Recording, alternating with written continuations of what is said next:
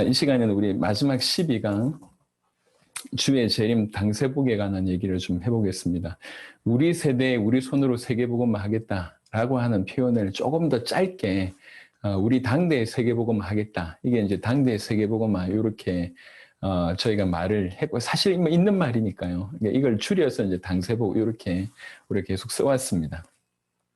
틀림없이 성경에서는 주님의 재림한다고 말씀을 하셨습니다. 구약에서 주의 초림의 어떤 빈도보다 신약에서 주의 재림의 빈도가 훨씬 높습니다. 주의 초림이 사실일진데 주의 재림은 더욱 사실일 것입니다. 그리고 마라나타 신앙은 주 예수의 어서 오시옵소서 마라나타 신앙은 사실 어떤 보수적인 신학자들 또 신학생들 그리고 신자들은 당연히 가지고 있어야 될 신앙이라고 알고 있습니다. 하지만 지금은 어떤 정보의 하나에 그냥 그치고 있다 이런 생각을 합니다.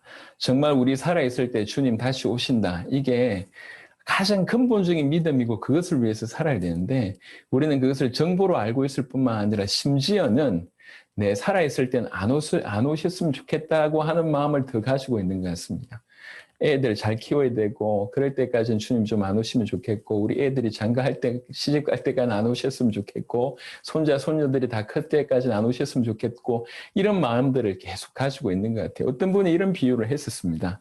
어떤 이제 기러기 아빠들이 있지 않습니까? 한국에서 열심히 돈 벌어서 저 미국 유학하고 있는 이제 이렇게 이 자녀들 보내고 이제 와이프도 같이 갔는데 어느 날 이제 자기도 이제 그만두고 이제 가고 싶어서 여기서 그만두고 가려고 하니까 저쪽 아내하고 와이프가 됐다면서 돈만 보내달라면서 당신이 오는 것보다 돈이 중요하다면서 이렇게 얘기한다고 하면 남편이 얼마나 비참하겠습니까?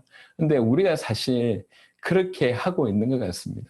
주님의 다시 오심이 사실 정말 우리에게 절대적인 우선순위가 되어야 되거든요. 그게 가장 중요한 우선순위가 돼야지 그것의 모든 방향과 모든 설정이 되는 것인데 이것이 그냥 이렇게 한쪽 구석에 있거나 지식 하나로 알고 있다고 하면 사실 우리 모든 삶은 주님 오심과 상관없는 삶이 됩니다. 제가 저를 잘 압니다. 어느 정도 간사하고 어느 정도 이기적이고 어느 정도 게으른 자인지 압니다. 근데 저뿐만 아니라 우리 인간 전체가 그렇잖아요. 절대적인 우선순위가 주님의 약속에 있지 않다고 하면 예수의 그리스도 되신 그 복음과 그분이 반드시 다시 오실 것임에 대한 어떤 절대적인 우선순위가 없다 하면 우리는 결코 그 주님과 맞지 않는 삶을 살 겁니다. 저는 그런 사람들을 너무 많이 봤습니다. 세계복음을 위해서 산다고 하는데 자기 교회가 부흥되는 것이 세계복음화래요. 물론 세계복음화 되기 위해서는 교회가 부흥되는 게 좋겠죠. 하지만 나중에 자세하게 보니까 세계복음만 그냥 외치는 구호고 이걸 위해서 생명 거는 걸 봤습니다. 또 어떤 분들은 자기 자녀가 이렇게 잘 되는 게 세계복음화래요. 자기 자녀가 잘 되면 세계복음화 유익하대요. 그러면서 자기 자녀가 성공하는 게 세계복음화래요. 누가 그렇게 얘기했습니까? 본인이 그렇게 생각하는 거예요. 자기가 돈 잘 버는 게 세계복음화래요. 누가 그렇게 얘기했습니까? 본인이 얘기하는 거예요. 그래서 세계복음화는 구호고 세계복음화 하기 위해서 우리 자녀 잘 돼야 되고 내 돈 잘 벌어야 되고 우리 교회 부흥해야 되고 얘기하는데 사실은 돈만 잘 벌고 있고 자녀 성공만 위해서 발버둥 치고 있고 교회만 부흥시키고 있지 세계복음화 주의 재림과는 전혀 무관한 이런 일들이 지금 전 지구상에 비일비재합니다. 제가 과테말라 레니 목사님 처음 만났을 때 레니 목사님이 사실 울컥하시면서 얘기했습니다. 그분이 제일 처음 한 말이 저도 울컥했어요. 우리 과테말라는 전도를 잃어버렸다. 과테말라는 전도를 잃어버렸다. 우리 모든 목회자와 기독교인들이 교회 뒤로 숨어 들어갔다. 그래서 우리는 모두 자기의 성을 쌓고 있다. 근데 당신이 와서 전해준 이 복음이 진짜고 세계복음을 해야 된다고 하는 말이 정말 내 가슴을 때렸다. 이리 얘기하시는 거예요. 이 사람 지금 정말 세계복음을 위해서 중남미를 지금 열심히 앞장서서 살리고 있거든요. 양심적인 사람이죠. 과연 주의 재림이 우리에게 하나의 지식이냐 아니면 우리 모든 인생의 모든 삶의 방향이며 목적이냐 이건 다릅니다. 예, 다릅니다. 분명히. 그래서 지금 우리 성도들이 참 감사한 게 예수님이 하나님의 아들 그리스도 되심이 정확하게 우리 성도들한테 계속 전달이 되고 있으면서 저하고 같이 주님 다시 오심을 바라보기 시작을 한 겁니다. 그러니 그냥 단순한 교회 부흥이나 아니면 우리의 소리를 내는 것이 아니라 주의 다시 오심을 위해서 우리는 어떻게 해야 되는가 이런 것들이 이제 무장되다 보니까 아까 말씀드렸듯이 97만 원을 가지고 시작하는데 저 많은 사역들을 섬겨냈고 특별히 4월 말에는 5월 초에는 86개국 그 160명이 와야 되는데 그 꿈부레만 치르는데도 한 5억이라는 돈이 필요한 상황이었습니다. 97만 원을 들고 꿈부레 한 행사만 해도 5억이 들어가는데 그 나머지 행사 다음에 거의 10억이라는 돈이 필요한데요. 이미 그전까지도 너무 많이 헌신했어요. 2019년부터 시작된 게 아니라 지금까지 계속 헌신했기 때문에 거의 바닥입니다. 그런 중에 시작한 사역입니다. 그런 중에. 정말 생명 걸고 헌신한 거죠. 또 주님 앞에 순종한 거죠. 그러니까 하나님께서 그 모든 상황 속에서 일이 되어지게 하신 걸 봐왔습니다. 우리 성도들도 우리뿐만 아니라 우리 성도들도 같은 것을 바라보게 해야 됩니다. 목자와 양의 구조, 뭐 적절한 구조인 것 같습니다. 하지만 항상 목회자는 목자이며 성도는 항상 양이어야 하는가 생각해봐야 돼요. 목자와 양으로 출발했을지 모르겠지만 일정 시간 지났을 때는 동력자여야 합니다. 동력자여야 합니다. 그래서 정말 목회자들도 성도들을 도울 뿐만 아니라 성도들 또한 목회자를 돕는 이렇게 서로 동력의 역할들을 감당해야지 세계복음화 가능하다고 저는 생각을 합니다. 저는 우리 성도들에게 많이 와서 보시고 있지만 저는 목회로 얘기할 때는 평균 이하입니다. 무한도전 아시지 않습니까? 무모한 도전. 모자란 놈들끼리 모여가지고 뭔가 한다. 뭐 이런 취지인데 딱 제가 그랬습니다. 평균 이하입니다. 제가 늘 얘기하지 않습니까? 우리 교회에 제가 저의 신방을 받아본 사람이 많지 않습니다. 2020년에도 뭐 코로나 때문에 그렇기도 하지만 2019년에도 그 전교회 성도들 신방을 해본 적이 없습니다. 심지어는 1년 중에 저를 몇 번 못 보는 사람들도 많습니다. 그럼에도 불구하고 같이 생명 걸고 세계복음을 하는 겁니다. 왜 그렇습니까? 복음이 그들에게 정확하게 계시가 되고 이 계시 받은 사람이 그냥 난 천국 가니까 좋다 이게 아닙니다. 복음 받은 사람은 그때부터 시작하는 거죠. 그때부터 주님 다시 오심을 준비하는 겁니다. 그러니까 데살로니가 전서에 보니까 사도 바울이 복음 전했을 때부터 처음부터 복음이 들어갔고 주님의 강림을 기다리는 신앙이 처음부터 장착이 되었다는 것을 제가 보게 됐습니다. 이게 맞습니다. 주의 재림은 어떤 우리가 알고 있을 때 지식 중에 하나이면 절대로 안 됩니다. 우리 모든 것을 바쳐서 바라봐야 될 방향이며 목적이어야 합니다. 그것이 기준이어야 합니다. 그 기준에 맞게 우리는 목회해야 되고 그 기준에 맞게 사역해야 되고 그 기준에 맞게 뛰어야 됩니다. 만약에 우리 주님 오신다 이것이 우리 삶의 목적이 안 된다고 하면 저 같은 사람은 정말 좀 대표적인 극단적인 사람이고요. 저를 만난 우리 교회 성도님들은 굉장히 불쌍한 사람입니다. 괜히 이상한 목사 만나가지고 남들은 안 하는데 우리 교회는 이제 저희 교회에 있던 성도님들 중에 적지 않은 분들이 있다가 가셨어요. 장로님들 중에 가신 분이 많습니다. 왜 그러냐? 교회는 보통 교회는 1년 뭐 몇 년에 건축 한번 이렇게 열심히 하고 그다음 좀 평안하게 지내면 되는데 이거는 계속 뭔 사역이 벌어지니까 뭐 계속 투자해야 되니까 가만 가지고 있는 거 전부 다 이제 내놔야 될 그런 분위기가 계속 연출이 되니까 이게 은혜가 안 되면 견디지를 못하시더라고요.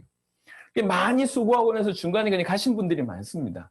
이게 이제 너무 안타깝죠. 비난하고자 하는 의도 하나도 없습니다. 하지만 안타까운 거죠. 주님 다시 오신다라고 하는 것이 실제가 되지 않으면 매번 부담입니다. 우리의 사역은 항상 일어나고 항상 서포트해야 되고 항상 매번 목숨을 걸어야 될 상황, 이렇게 삶을 계속 사니까요.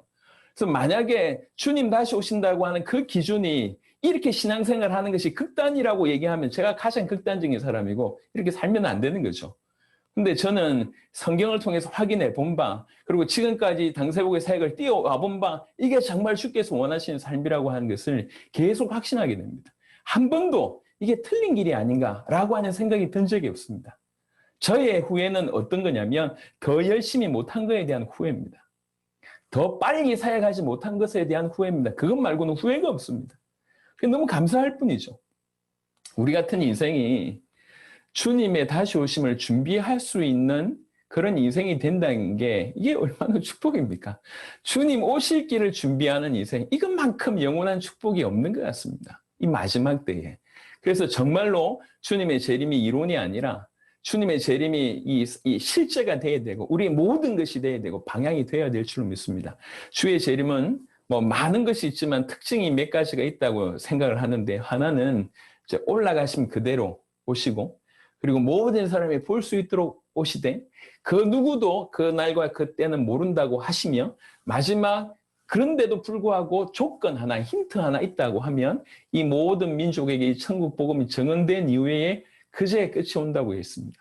그러니까 올라가신 그대로 누가복음 21장, 27절 모든 사람이 보실 수 있도록 사도행전 1장 11절 올라가신 그대로 그리고 마태복음 24장에 보니까 이제 그날과 그때는 아무도 모른다고 얘기합니다. 지금도 세대주의 영향을 받은 분들은 이스라엘의 절기를 가지고 때를 맞출 수 있다고 얘기하는데 예수님이 얘기하셨습니다. 나도 모른다. 실제로 하나님이시기 때문에 그분이 모르시겠습니까? 근데 아버지의 주권을 인정한 거 아닙니까? 예수님 당신도 모른다고 얘기했는데 절기를 계산해놓고 이날이라고 얘기하는 것은 만약 그렇다고 얘기하면 절기를 참고하라고 얘기하셨겠죠. 아무도 모른다고 얘기했습니다. 그래서 그 날과 그때를 예언한 모든 것들은 이단입니다. 100% 이단입니다. 어떤 상황을 얘기한다 할지라도 제가 좀 조심스럽게 얘기하고 싶습니다. 요즘에 마지막 때에 대한 어떤 많은 얘기들 하시는 분들이 많습니다. 저는 필요하다고 생각합니다. 참고할 만하다고 생각합니다. 하지만 그건 성경이 아닙니다. 성경이 아니에요. 참고할 필요는 있습니다. 하지만 그것에 너무 빠져가지고 트럼프가 어떻다, 뭐가 어떻다, 오만 가짜 뉴스부터 시작해서 최근에 인터코베 어떤 그런 모습을 볼 때도 안타까운 겁니다. 그 사람들 모아놓고 그런 얘기를 해야 될 게 아니라 복음 전해야죠. 올바로 복음 전하게 해야 될 거 아닙니까? 물론 그동안 역할들을 귀하게 잘했다고 생각합니다. 하지만 왜 성경도 아닌 얘기들을 그리고 어떻게 보면 그냥 가짜 뉴스일 수도 있는 그런 얘기들을 그 귀한 곳에 해가지고 지금 기독교가 욕을 듣고 기독교 안에서도 지금 뭐 이렇게 손절하는 그런 분위기가 계속 연출되고 있지 않습니까? 그게 안타까운 겁니다. 마지막 때에 일어날 일들에 대해서 우리가 참고하고 마지막이 다 됐다라고 하는 부분들에 대해서는 우리가 인정할 필요가 있지만 그것에 완전히 매달려가지고 그것이 만약 성경인 양 이래야 되고 저래야 되고 이렇게 행동해야 되고 저렇게 행동해야 된다고 얘기한다고 하면 제가 볼 때는 굉장히 위험하다고 생각을 합니다. 제 개인적으로는. 요한계시록 해석해야 되겠죠. 하지만 우리 주님께서 우리에게 주신 것은 요한계시록의 요 환상은 이런 뜻이다. 그게 아닙니다. 마지막 때가 됐으니 마지막 때에 성공할 수 있는 복음 가지고 전 세계 살려내야 될 것이 우리에게 주신 메시지 아닙니까? 휴거가 언제 되는 게 뭐가 중요합니까? 중요한 것은 휴거가 혹시 있다고 할지라도 휴거 될 수 있는 믿음을 준비하는 게 더 중요한 거 아닙니까? 있는 거 없는 거 중요하지 않습니다. 언제 오는 거 중요하지 않습니다. 천년 왕국에 처음에 왔든지 나중에 왔든지 중요하지 않습니다. 우리 모두가 천년 왕국에 들어갈 수 있는 믿음 준비하는 게 더 중요한 거 아닙니까? 올바른 복음을 무장하고 올바른 복음을 전해서 마지막 때를 이겨낼 수 있도록 해주는 것이 우리 사역자들의 목표지 않습니까? 그러니까 진짜 핵심과 약간 차선을 우리가 좀 구분할 줄 알아야 될 것 같습니다. 마지막 때에 뭐가 일어나는지 예민하게 알면 알수록 도움이 되겠죠. 하지만 분명히 얘기합니다. 그건 성경 아닙니다. 중요한 것은 성경 그대로를 믿어야 된다는 거죠. 성경의 믿음, 성경의 복음으로 더 무장한 것이 우선입니다. 이게 우선입니다. 틀렸다는 얘기를 하는 게 아니에요. 그분들이 얼마나 기도하고 얼마나 무장해서 얘기하겠습니까? 하지만 그것이 성경이 아님을 다시 말씀드리고 싶습니다. 진짜 중요한 거는 복음으로 무장하는 거예요. 복음으로. 올바른 복음으로 무장하고 올바로 믿을 수 있도록 도움이 그게 더 중요합니다. 말세이기 때문에 환란이 오고 마지막 때 일어날 그 엄청난 것들, 그 엄청난 환란을 능히 넘어설 수 있도록 복음으로 무장하고 믿음으로 무장하게 하는 역할들을 우리가 해야 된다는 것이지 이게 이 뜻이고 트럼프가 어떻고 미국이 어떻고 뭐 빌 게이츠가 어떻고 중요한 게 아닙니다. 그게 제대로 준비해야 됩니다. 666이 어떻다 모르겠습니다. 뭐 바코드가 어떻고 뭐가 어떻고 그럴 수 있겠죠. 중요한 거는 666이 뭐든지 어떤 상황이 벌어지든지 상관없이 성경이 기록한 대로 예수님을 하나님의 아들 그리스도로 정확하게 믿고 올바로 이 복음을 전해서 우리 주위 모든 사람들이 이 복음 가운데 믿음 가운데 거하게 하는 역할들이 그것이 더 본질이라고 개인적으로 생각을 합니다. 그래서 지금 주변에 보니까 이 마지막 때에 있던 이런 일들에 최근에 너무나 많은 어떤 이렇게 뭐 정보들이 쏟아지면서 갈피를 못 잡는 이런 일들이 많이 일어나는 것 같아요. 어떤 경우는 뭐 들들들 떨고 뭐 어떤 경우에는 뭐 이렇게 이게 뭐 100% 뉴스인지 이스라엘 절기하고 기가 막히게 만들어가지고 뭔가 일어날 것 같고 곡과 마곡의 전쟁이 어떻고 오만 얘기를 다 하는데요. 그 전쟁이 일어난들 그게 뭐가 중요합니까? 복음으로 우리에게 주신 복음으로 제대로 무장하는 것이 더욱 중요하고 그러니까 주님 오실 수 있도록 길을 준비하는 게 더욱 중요한 거 아닙니까? 주님은 재림하십니다. 틀림없이 다시 오실 것입니다. 그래서 우리 보고 뭐라고 얘기하셨습니까? 그 주님의 길을 준비하라고 얘기하지 않습니까? 이 복음으로 모든 민족에게 정언하는 바로 그 역할, 그게 지금 우리에게 필요하리라고 생각합니다. 오늘 이 메시지 듣고, 이전에 이제 강의를 다 듣지 못하고 오늘 이 메시지만 듣고 나서 이제 흥분하실 분들이 좀 많을 것 같은데, 인생이 제가 좀 그렇습니다. 이렇게 복음 듣고 시원하게 생각하시는 분들이 많고요. 또 어떤 분들은 제 이름을 듣고 이가 갈린다고 하더라고요. 예, 치과를 가시면 될 것 같은데, 그냥 제가 이렇게 좀 거침없이 얘기하니까 그런 얘기를 좀 하시는 것 같습니다. 여튼 제 중심은 열심히 신앙생활하고 나름대로 열심히 발버둥 치는 분들에 대한 비난이 아닙니다. 그분들의 어떤 부분들을 이렇게 폄훼하고자 하는 의도 전혀 없습니다. 뭐가 더 중요하냐는 겁니다. 우리와 우리 성도들, 우리에게 맡겨진 영혼들과 교회들이 어떻게 되게 해야 되느냐. 이게 핵심의 본질은 복음입니다. 복음 앞에 서게 해야 되고 올바로 복음 믿게 해야 됩니다. 그리고 올바른 복음 가진 자들은 모든 멤버들이 동시에 한 곳을 바라봐야 됩니다. 주님의 다시 오심. 언제 주님 다시 오시냐? 힌트는 딱 하나입니다. 기준은 하나밖에 없습니다. 이 천국 복음이 모든 민족에게 정언되기 위하여 온 세상에 전파되리니 그제야 끝이 오리라. 이 끝을 준비하는 유일한 길은 이 천국 복음이 모든 민족에게 정언되게 하는 것입니다. 우리는 지금 그 일을 하고 있는 겁니다. 그 일을 하자는 겁니다. 그래서 물론 신앙의 배경이 다르고 또 교리가 다르고 교단의 배경들이 다 다른 줄 압니다. 하지만 이거는 교단과 교리 상관없이 동일하게 우리에게 주신 메시지이기 때문에 주의 재림에 방향 맞추는 우리 인생의 모든 초점으로 맞추는 저와 여러분 되었으면 좋겠습니다. 재림은 약속입니다. 지난 시간까지 말씀을 드려서 알겠지만 우리 인생의 문제는 하나님을 떠나서 모든 문제가 왔습니다. 죄 때문에 모든 문제가 왔습니다. 사단에게 사로잡혀서 모든 문제가 왔습니다. 이렇게 설명할 수 있고 또 하나로는 하나님이 주신 약속을 어겼기 때문에 모든 문제가 왔다고 할 수가 있습니다. 재림도 약속입니다. 이 언약을 정확하게 알지 못하고 이 언약을 붙잡지 못하고 이 언약을 믿지 못해서 이 언약을 놓치고 있다고 하면 우리에게 오는 수많은 문제의 어떤 원인일 수 있다는 것이죠.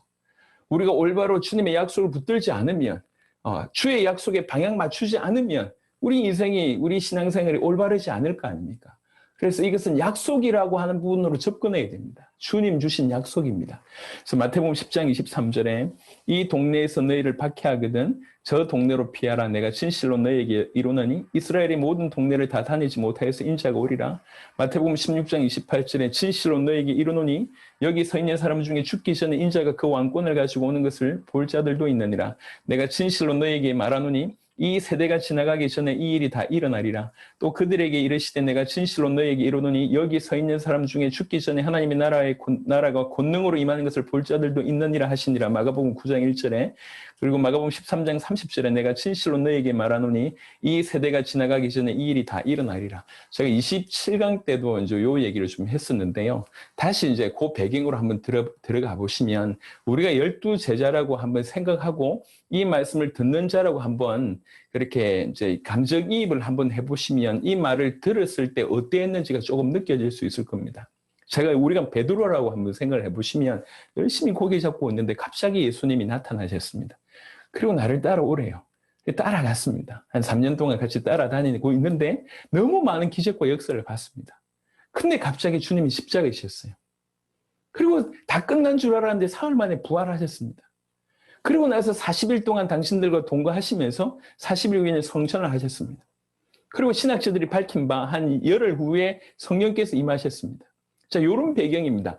예수님 공생애부터 시작해서 주의 성령께서 임하실 때까지 시간을 다 합쳐도 4년이 안 됩니다. 4년이 안 되는 짧은 시간에 엄청난 일이 일어난 거예요. 이렇게 일어났습니다. 그런 중에 하는 말입니다. 내가 왕권을 가지고 있을 때, 올 때 너희 중에 살아있는 자들도 있을 것이다. 이렇게 얘기하는 겁니다. 어떻게 들리겠습니까? 주님 먼 미래에 오시겠습니다. 이렇게 들렸을까요? 또 뭐라고 얘기하냐면 이 세대가 지나가기 전에 일이 다 일어난대요. 너희가 모든 동네 다 나가지 못하여서 끝이 온대요. 이렇게 예수님께서 말씀하셨을 때 그 말씀을 들었던 사도들은 틀림없이 자기 살아있을 때 주님 오신다고 믿었던 겁니다. 사도행전 1장에 성령이 임하시면 예루살렘과 온 유대와 사마리아와 땅끝까지 이르러 내 증인 되리라 하셨느니라 이렇게 했는데요. 사도행전 8장쯤에 보면 사마리아 복음화가 거의 끝이 납니다. 예루살렘, 유다, 사마리아가 사도행전 8장이 끝이 나요. 그러니까 이게 세계복음화가 아주 더디게 확산된다고 하는 것을 생각할 수가 없었습니다. 너무나 예수님께서 하신 말씀도 있고 일어난 현상도 너무나 폭발적인 겁니다. 사도행전 2장 이미 15개 나라가 처음부터 복음의 문이 열렸지 않습니까? 그 누구도 저 먼 미래에 500년 후에 1000년 후에 주님 오신다라고 생각을 절대 하지 않았습니다. 그러니 2000년 전 그 시대에 이 나라와 국가가 사실은 어떤 서로의 안전을 보장할 수 없는 그런 상황임에도 불구하고 세계에 나가서 선교하는 일들이 벌어지지 않습니까? 사도 바울이 뭐라고 얘기합니까? 로마도 가야 된다. 가이사한테 가야 된다고 얘기합니다. 왜 그러냐? 인간들 가운데는 끝이라고 했던 게 로마 황제라고 생각했으니까. 그리고 땅 끝이라고 얘기했던 곳은 스바나입니다. 항상 스바나 가려고 했습니다. 왜 그랬습니까? 끝내려고 했다는 거죠. 이게 그들의 신앙이었습니다. 그들의 신앙. 그래서 이게 그들은 언약으로 붙잡았구나. 주님 오시는 게 먼 미래가 아니라 내 살아있을 때 주님 오실 수 있겠구나. 또 내 살아있을 때 주님 오실 수 있도록 나에게 주신 명령 내가 감당해야 되겠구나. 이렇게 산 겁니다. 그게 그들의 신앙이었습니다. 재림을 약속으로 붙들었던 그들의 신앙이었고 그들의 믿음이었습니다. 그래서 그 믿음이 어떻게 표현되냐면 사도행전 20장 24절에 내가 달려갈 길과 주 예수께 받은 사명이라고 얘기했는데 여기 보면 하나님이 은혜의 복음을 증언하는 일, 요까지만 우리가 이해하고 있는 것 같아요. 내 사명이 뭐냐? 하나님이 은혜의 복음을 증언하는 일, 이렇게 우리는 이해하고 있습니다. 근데 뭐라고 얘기하고 있냐면 증언하는 일을 마치려 하면은 되어 있습니다. 마치려 하면은. 이건 두 가지 의미가 있습니다. 나에게 주어진 분깃을 끝낸다라고 하는 의미가 있을 수 있고 또 하나는 세계복음화 완성하겠다라고 하는 의미가 있다고 생각합니다. 마치려 했습니다. 사도 바울은. 근데 후자의 가능성이 굉장히 농후합니다. 왜 그러냐면 그 다음에 보시면 고린도전서 7장 29절에는 굉장히 충격적인 구절이 있습니다. 형제들아 내가 이 말을 하노니 그 때가 단축하여진 고로라고 하는 구절을 얘기합니다. 그래서 이후부터 안에 있는 자들은 없는 자같이 하며 우는 자들은 울지 않는 자같이 하며 기쁜 자들은 기쁘지 않는 자같이 하며 매매하는 자들은 없는 자같이 하며 세상 물건을 쓰는 자들은 다 쓰지 못하는 자같이 하라. 이 세상의 외형은 지나갑니다. 이렇게 얘기했습니다. 그때가 단축하여졌다. 이게 무슨 말입니까? 사도 바울은 알았습니다. 주님이 언제 임하실지. 이 천국 복음이 땅끝까지 정언된 위에 주님 오신다는 거 알았습니다. 그런데 사도 바울이 열심히 전도한 거예요. 그래 복음 전해야 될 어떤 영역들이 많이 확장이 된 겁니다. 그런 의미로 그때가 단축하여졌다라고 얘기했습니다. 이게 사도 바울의 얘기입니다. 이 고린도전서 7장 29절부터 31절 보면 어디 사도 바울이 먼 미래에 주님 오실 거라고 믿었다고 얘기할 수 있겠습니까? 아닙니다. 곧 주님 오신다고 믿었다고 하는 것이 이 현재 가운데 그대로 있지 않습니까? 그게 그들이 가지고 있었던 재림의 언약입니다. 주님 다시 오신다고 하는 약속을 붙들고 이렇게 표현되는 겁니다. 야고보 5장 7절 8절에는 야고보는 뭐라고 얘기하고 있냐면 그러므로 형제들아 주께서 강림하시기까지 길이 참으라. 이때는 야고보가 글을 쓸 때는 로마의 핍박이 본격화되고 있는 그때입니다. 기독교인들이 너무 많이 핍박을 받고 있는 그런 때입니다. 그래서 그러므로 형제들아 주께서 강림하시기까지 길이 참으라. 보라 농부가 땅에서 나는 귀한 열매를 바라고 길이 참아 이른 비와 늦은 비를 기다리나니 너희도 길이 참고 마음을 굳건하게 하라. 주의 강림이 가까우니라. 이렇게 믿었습니다. 그리고 이렇게 메시지를 전했습니다. 이렇게 누구한테 메시지를 전했냐? 초대교회 성도들한테 메시지를 전했고 초대교회 성도들 또한 그렇게 믿었다는 거죠. 믿음이 이렇게 전달된 겁니다. 베드로후서 3장 3절부터 13절에 사도 베드로의 고백이 나옵니다. 먼저 이것을 알지니 말세에 조롱하는 자들이 와서 자기의 정욕을 따라 행하며 조롱하며 이르되 주께서 강림하신다는 약속이 어디 있느냐? 조상들이 잔후로부터 만물이 처음 창조될 때와 같이 그냥 있다 하니라고 얘기합니다. 여러분 사실 이때 베드로 때도 이렇게 조롱했지만 실상 지금 우리도 그렇지 않냐 생각합니다. 말을 대놓고 조롱하지 않지만 사실은 안 믿는 게 하나님 말씀을 업신여기는 거하고 똑같은 수준 아니냔 말이에요. 지난 세기 동안 우리나라 복음화는 확장된 게 아니라 점점 줄어들고 있습니다. 이제 1000만 명도 안 될 거라고 얘기합니다. 청소년들 중에 예수 믿는 사람들의 퍼센테이지가 5%도 안 된다고 합니다. 점점 속도가 줄고 있습니다. 과연 세계 복음화 되겠냐? 우리 살아있을 때 주님 오시겠냐라고 하는 마음으로 사실은 하나님 말씀을 인정하지 않는 것이 우리 가운데 꽉 차 있습니다. 이게 조롱하는 거 아니냔 말입니다. 이는 하늘이 옛적부터 있는 것과 땅이 물에서 나와 물로 성립된 것도 하나님의 말씀으로 된 것을 그들이 일부러 잊으려 함이로다.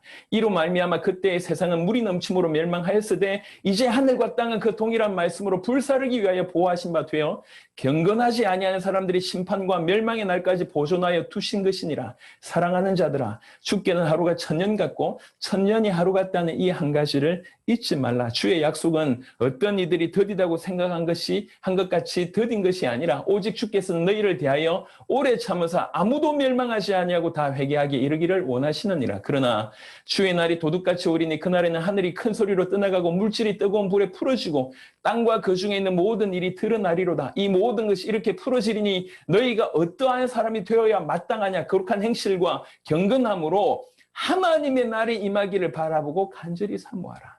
그날에 하늘이 불에 타서 풀어지고 물질이 뜨거운 불에 녹아지려니와 우리는 그의 약속대로 의가 있는 곳인 새 하늘과 새 땅을 바라보도다. 베드로는 뭐라고 얘기했습니까? 하나님의 날이 임하기를 바라보고 간절히 사모하라고 베드로가 얘기했습니다. 이게 베드로가 한 메시지입니다. 이게 지금 우리에게 믿음으로 다가와야 됩니다. 그들은 재림을 지식으로 생각한 게 아니라 잡아야 될 언약으로 잡은 겁니다. 그리고 그 언약에 대한 믿음으로 이렇게 살아냈습니다. 이게 그들이 가지고 있던 신앙입니다. 계시록 22장 12절에 보라 내가 속히 오리니 내가 줄 상이 내게에서 각 사람에게 그가 행한 대로 갚아주리라. 20절에 이것들을 증언하신 이가 이르시되 내가 진실로 속히 오리라 하시거늘 아멘 주 예수여 오시옵소서. 계시록에 기록을 했던 사도 요한 또한 이 마음이었습니다. 그들은 이 신앙이었습니다. 재림을 지식이나 정보나 그냥 참고사항이 아니라 재림을 약속으로 붙잡았습니다. 전부였습니다. 그리고 그것을 위해서 모든 방향을 설정하고 그걸 위해서 살았습니다. 그걸 위해서 뛰었습니다. 그래서 재림 언약을 믿는 자의 삶이 몇 가지가 나와 있습니다. 마태복음 25장 1절부터 13절에 여러분 잘 알듯이 슬기로운 5 처녀에 같은 그 비유를 얘기하고 있습니다. 정말로 등과 함께 기름을 준비하는 자에 관한 얘기입니다. 기본적으로 볼 때에 이 신랑을 맞이할 열 처녀지 않습니까? 나름 신랑이 오신다는 걸 알고 있는 사람들입니다. 교회 밖에 있는 사람이 아니라는 거죠. 알고 있고 본인들의 역할이 뭐냐면 왔을 때 맞이하는 그런 역할들을 본인들이 합니다. 근데 5명은 준비되어 있고 5명은 준비되지 않았다는 거죠. 진짜 준비하는 자의 삶을 살아야 된다는 것입니다. 데살로니가전서 5장을 잠시 보겠습니다. 데살로니가전서 5장 1절부터 11절에 형제들아 때와 시기에 관하여는 너희에게 쓸 것이 없으면 주의 날이 밤에 도둑같이 이를 줄을 너희 자신이 자세히 알기 때문이라. 그들이 평안하다 안전하다 할 그때 그 임신한 여자에게 해산의 고통이 이름과 같이 멸망이 갑자기 그들에게 이르리니 결코 피하지 못하리라.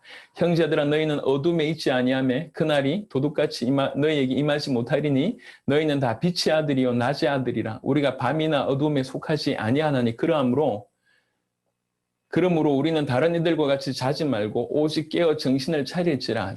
자는 자들은 밤에 자고 취하는 자들은 밤에 취하되 우리는 낮에 속하였으니 정신을 차리고 믿음과 사랑의 호심경을 붙이고 구원의 소망의 투구를 쓰자. 하나님이 우리를 세우시면 노하심이 이르게 하심이 아니요 오직 우리 주 예수 그리스도로 말미암아 구원을 받게 하심이라. 예수께서 우리를 위하여 죽으사 우리로 하여금 깨어있든지 자든지 자기와 함께 살게 하려 하셨느니라. 그러므로 피차 권면하고 서로 덕을 세우기를 너희가 하는 것 같이 하라 라고 데살로니가전서 5장에 나와 있습니다. 그래서 정신을 차리라고 한 표현으로 노골적으로 얘기합니다. 우리 주님 다시 온다.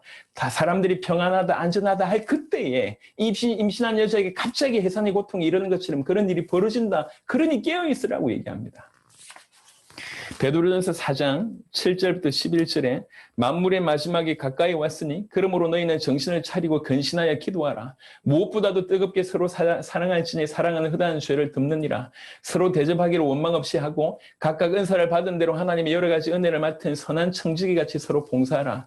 만일 누가 말하려면 하나님의 말씀을 하는 것 같이 하고 누가 봉사하려면 하나님이 공급하시는 힘으로 하는 것 같이 하라. 이는 범사의 예수 그리스도로 말미암아 하나님의 영광을 받으시게 하려 함이니 그에게 영광과 권능이 세세에 무궁하도록 있느니라. 아멘. 틀림없이 우리 주님이 만물이 마지막에 가까이 왔다고 성경에 얘기하고 있습니다. 우리는 실제로 그렇게 믿어야 됩니다.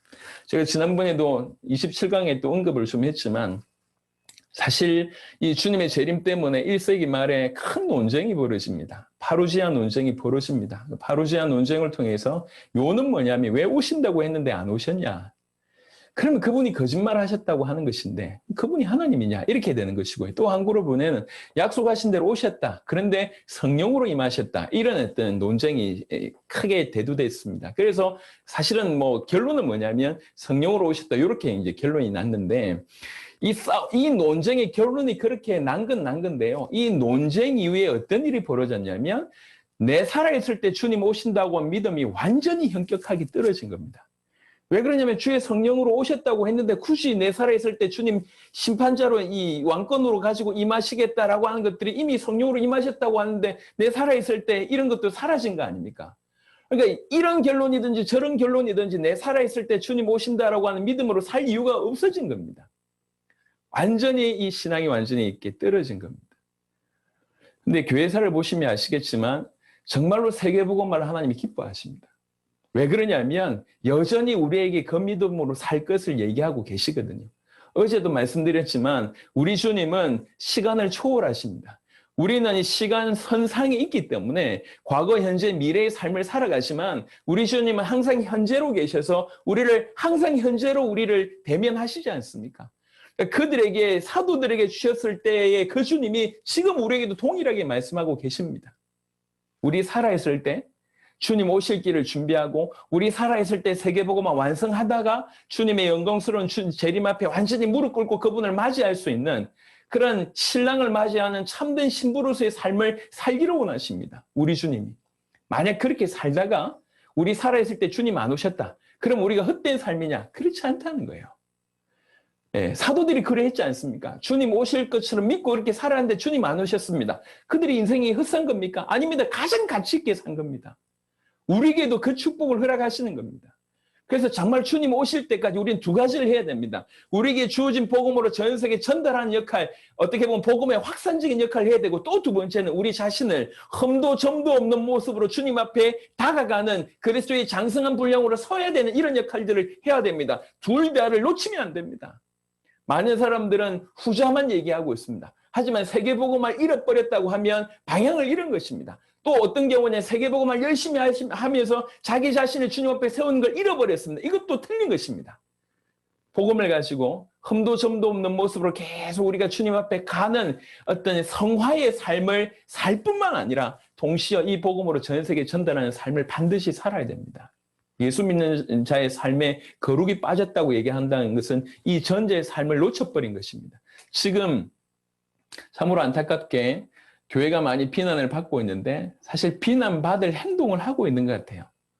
사회적으로 치탄받는 행동을 하고 있는 것 같습니다. 너무 많이 돌아봐야 됩니다. 우리가 너무 개교회주의 아니면 개교단주의 아니면 이렇게 하다 보니까 정말 사회에서의 빛과 소금의 역할도 우리가 너무 많이 놓쳤고 한 명 한 명을 주님 앞에 바로 세우는 부분들 우리가 너무나 많은 부분들에 지금 뭔가 놓치고 있는 부분들이 많이 있지 않는가 돌이켜봐야 될 것 같습니다. 그래서 재림의 방향이 워낙 명확하기 때문에 이 재림의 방향을 두고 그것을 언약으로 붙들고 삶으로 살아내는 일이 우리 가운데 있어져야 될 것 같습니다. 베드로가 얘기한 바, 야고보가 얘기한 바, 사도 요한이 얘기한 바 이렇게 진짜로 재림의 약속을 붙들고 신앙으로 살아내는 삶이 있어야 될 것 같습니다. 요한일서 3장 2절부터 3절을 보니까 사랑하는 자들아 우리가 지금은 하나님의 자녀라 장래에 어떻게 될지는 아직 나타나지 아니하였으나 그가 나타나시면 우리가 그와 같을 줄을 아는 것은 그의 참모습 그대로 볼 것이기 때문이니라. 주를 향하여 이 소망을 가진 자마다 그의 깨끗하심과 같이 자기를 깨끗하게 하느니라. 주님 다시 오심에 대한 소망을 간절히 가진 자는 자기를 깨끗하게 한다는 거죠. 자기를 깨끗하게 할 뿐만 아니라 이 복음으로 주님 오실 시기가 이 복음으로 전 세계 천국 복음이 전 세계 온 열방에 전되는 그것이 기준이기 때문에 이런 삶을 살면서 동시에 자기를 깨끗하게 하는 일들이 벌어집니다. 그게 사실 로마 치하에 있었던 기독교인들의 모습이지 않습니까? 그냥 도피하는 대로 끝나지 않았습니다. 철저하게 낮은 상황에 낮은 상태에서 정말 핍박을 받으면서 살되 능히 나중에는 눈 떠보니까 전부 예수 믿는 사람이라. 로마가 결국 복음화되는 그런 일이 벌어졌지 않습니까? 우리에게 주신 중요한 모델이라고 생각을 합니다. 지금 우리 또한 우리 자신을 주님 앞에 세우는 이런 모습과 이 복음으로 전 세계를 살리는 일들이 두 가지가 동시에 반드시 일어나야 됩니다. 둘 중에 하나라도 놓친다고 하면 주님이 원하시는 삶하고는 아니라고 생각할 수 있습니다. 그래서 우리 살아있을 때 우리 손으로 세계복음을 이루자. 이게 학생 자원운동의 슬로건이었는데 이게 사실은 우리에게 필요한 믿음이라고 생각을 합니다. 우리 세대의 세계복음화, 우리가 감당할 수 있도록. 그래서 이것은 이 당대의 세계복음을 한다는 것은 재림이라고 하는 그 주님의 약속을 정말로 믿고 살아내는 삶이라는 겁니다. 순종하는 삶이라는 거죠. 이 당대의 세계복음화, 주님의 재림을 위해서 당대의 세계복음화 하는 것은 우리 인생의 결론이며 목적이며 방향이어야 합니다. 정말 감사하게 저는 지금 약 30년 가까이 이 생각만 해왔습니다. 주님이 폭탄 가운데 저를 살리셨을 때 저는 아직도 그 폭탄 맞아서 죽어가던 그분의 신음소리를 아직도 기억합니다. 만 30년 지났습니다. 91년도에 일어났기 때문에 폭탄 터져서 갈기라게 찍혀서 죽고 온몸에 불이 붙고 그러면서 전혀 의식이 없는 상태에서 한 5분 정도 신음소리 하다가 그분 죽었습니다. 그 소리를 30년 전에 그 소리가 아직도 저는 기억합니다. 저를 죽음 가운데 하나님 살리셨습니다. 예, 그거를 그 어떤 누구보다 제 스스로가 인정합니다. 하나님 나를 살리셨다. 나를 통해서 하나님께서 뭘 하기를 원하시나? 이 복음으로 전 세계 복음을 하기를 원하시네. 그게 제 가슴에 들어왔습니다. 그때부터 지금까지 어떻게 하면 세계 복음을 할 수 있을까? 성경 조금 자세하게 보니까 내 살아있을 때라고 하는 것들이 이제 추가된 거죠. 이게 올바르구나. 어떻게 하면 내 살아있을 때 세계 복음을 완성할 수 있을까? 그 고민과 그 기도와 그 발부등이 지금 이렇게 된 겁니다. 한 개의 교회가 어떻게 물질도 없고 언어도 할 수 없고 배경도 없고 아무것도 없는데 어떻게 한 개의 교회를 통해서 100개의 교회가 일어나냔 말이에요. 하나님께서 그런 증거를 보여주셨습니다. 제가 얘기했지 않습니까? 이런 일들이 우리 모든 선교사님들의 삶의 현장에 정말 일어났으면 좋겠고 일어나기를 바라는 마음으로 말씀을 전하는 겁니다. 제가 메시지가 끝나면 항상 목이 쉬어 있습니다. 왜 이렇게 열정적으로 하는지 저도 잘 모르겠는데 계속 정말 우리 선교사님들의 모든 삶의 현장에 사역 현장에 꼭 나 같은 거에서도 역사하셨던 하나님께서 여러분의 삶에도 틀림없이 역사하실 줄 믿고 이렇게 강하게 얘기하는 겁니다. 우리 주님이 그냥 방법이 아니에요. 어떤 조그만 스킬이 아닙니다. 우리 주님 다시 오신다. 그 다시 오실 길을 우리가 준비하는 것이다. 그게 우리 모든 인생의 목적, 방향, 결론이어야 된다. 우리 살아있을 때 우리 손으로 세계복음화를 이루자, 끝내자. 그래서 제 마음에 내가 끝낸다. 저는 내 끝낸다. 반드시 내 살아있을 때 끝낸다. 어떤 분은 저보고 하나님이 절대 주권을 무시하는 거 아니냐 이렇게 얘기하는데 그건 제 다짐이라는 얘기입니다. 그런 마음으로 살겠다는 거죠. 그런 믿음으로 살아가겠다는 겁니다. 타협하지 않고 내 살아있을 때 세계복음을 끝낸다. 모든 나라에 이 복음이 들어가고 모든 족속에게 이 복음이 들어가고 그 안에 제자들 다 찾아서 우리 단체와 조직 세우지 않고 모든 단체 모든 조직이 연합될 수 있도록 마치 물처럼 플랫폼의 역할을 감당하고 누구든지 와서 유익을 받고 누구든지 쉽게 들어오고 쉽게 나갈 수 있는 전혀 조직이 없고 전혀 환경이 없는데 모든 사람을 도울 수 있는 어떤 이런 형태로 가면서 전 세계를 도와야 되겠다 생각하고 있습니다. 지금까지 하나님께서 그렇게 인도하셨고 또 앞으로도 그렇게 할 줄 믿습니다. 우리 세대의 세계복음화를 우리 손으로 감당하는 것 이게 사도들에게 주셨던 은혜고 명령이며 우리에게 주신 언약이고 명령이라고 믿습니다. 그래서 선교사님들과 함께 우리 세대의 세계복음화 감당했으면 좋겠습니다. 마지막으로 하나님이 우리 한국에 주신 은혜가 참 큰 것 같습니다. 이 작은 나라에 자원도 없고 아무것도 없는데 하나님께서 전 세계에 가장 선교사를 많이 파송한 나라 중에 하나로 우리나라를 세우셨지 않습니까? 저는 사인이라고 생각합니다. 이 마지막 때에 틀림없이 이 한국 땅을 통해서 우리 선교사님들 통해서 세계복음화를 이루실 것입니다. 모자라지만 미친한 저에게 먼저 사인을 주셨고 이런 증거를 주셨기 때문에 이 증거가 이제 여러분 삶에서 여러분의 사역 현장에서 크게 폭발하게 되기를 그리스도 예수 이름으로 축원합니다. 하나님 감사합니다.